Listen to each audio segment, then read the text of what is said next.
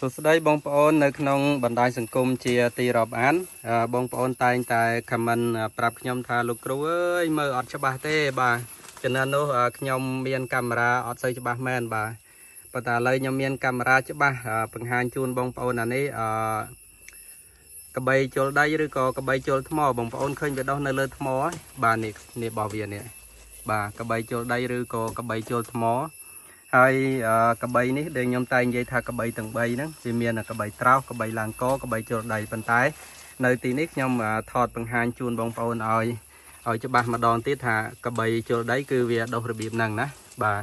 ដុសរបៀបហ្នឹងជលដៃឬជលថ្មបាទហើយនេះវាអោបជាប់ថ្មទាំងអស់បងប្អូនឃើញទេបាទវាអោបជាប់ថ្មទាំងអស់នេះសត្វតាវាបងប្អូនឃើញបៃតងហ្នឹងក្តោបហ្នឹងគឺថាកបីជលដៃទាំងអស់បងប្អូនណាមកចំហៀងថ្មហ្នឹងគឺវាទាំងអស់ហើយបងប្អូនណាបាទមកចំហៀងថ្មហ្នឹងគឺវាទាំងអស់ឃើញទេបងប្អូននៅក្នុងនោះមានរុងមួយទៀតរុងហ្នឹងអាចចូលទៅស្នាក់នៅបានណាបងប្អូនណាបាទដើរព្រៃអីដាច់យប់អីអាចចូលសម្រាប់នៅក្នុងហ្នឹងបានហ្នឹងហើយប៉ុន្តែមានអីមកសួរសុខទុក្ខលេងសើចអីខ្ញុំអត់ដឹងទេណាបងប្អូនហ្នឹងហើយ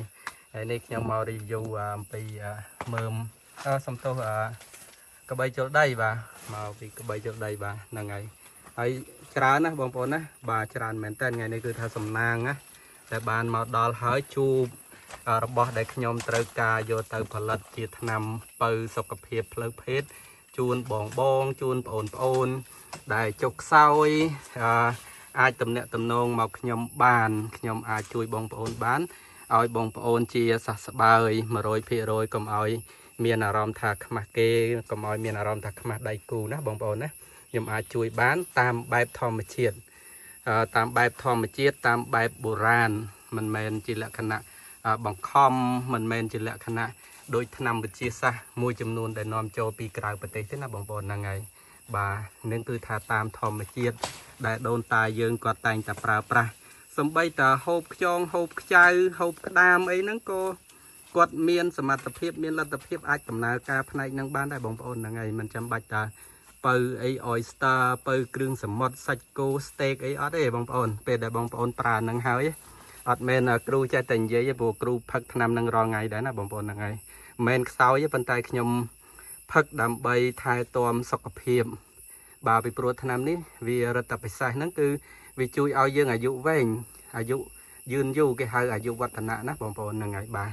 ហើយពេលដែលយើងប្រើវាជាប្រចាំប៉ុន្តែនៅពេលដែលយើងប្រើវាជាប្រចាំហ្នឹងវាអត់នេះទេវាអត់មានសារធាតុពុលនៅក្នុងថ្លើមនៅក្នុងប្រមាត់នៅក្នុងបេះដូងនៅក្នុងក្របឈាមឬនៅក្នុងតម្រងនោមទេអត់ទេណាបងប្អូនហ្នឹងហើយបាទអត់មានទេគឺថាយើងប្រើវារាប់ឆ្នាំ4 10 20ឆ្នាំ30 40ឆ្នាំក៏អត់បញ្ហាដែរជាតារបស់ខ្ញុំគាត់ប្រើរហូតដល់គាត់ចែកឋានទៅវិញគឺអត់មានបញ្ហាទេសុខភាពរបស់គាត់ណាតាំងពីក្មេងរហូតដល់គាត់អាយុជិត90ឆ្នាំបាទហ្នឹងហើយខ្ញុំចេះដឹងថ្នាំហ្នឹងក៏ពីជាតារបស់ខ្ញុំពីឪពុករបស់ខ្ញុំដែរបាទហ្នឹងហើយអរគុណបងប្អូនដែលជួយគ្រប់គ្រងទៅលើវិស័យឱសថបុរាណកន្លងមកជាពិសេសគឺឱសថបុរាណខ្មែរសញ្ញាថ្នោត5ដើមទៀងចាស់ទៀងថ្មីបាទក៏កុំភ្លេចបងប្អូនបើឃើញវីដេអូឃ្លីបដែលខ្ញុំបង្ហាញជូនបងប្អូនឲ្យជួយ like មួយផងជួយ share មួយផងបងប្អូនណាបាទឲ្យបងប្អូនយើងមួយចំនួនដែលគាត់ចុកខ្សោយគាត់បានទទួលដឹងព័ត៌មានពីអស់នឹងដែរហើយលុយគាត់ចាប់អារម្មណ៍គាត់ចង់ជាវអីចឹងទៅក៏បានបនអីចឹងដែរបងប្អូនណាព័ត៌មានល្អៗទៅគាត់ចឹងបាទអរគុណបាទជម្រាបលាបងប្អូន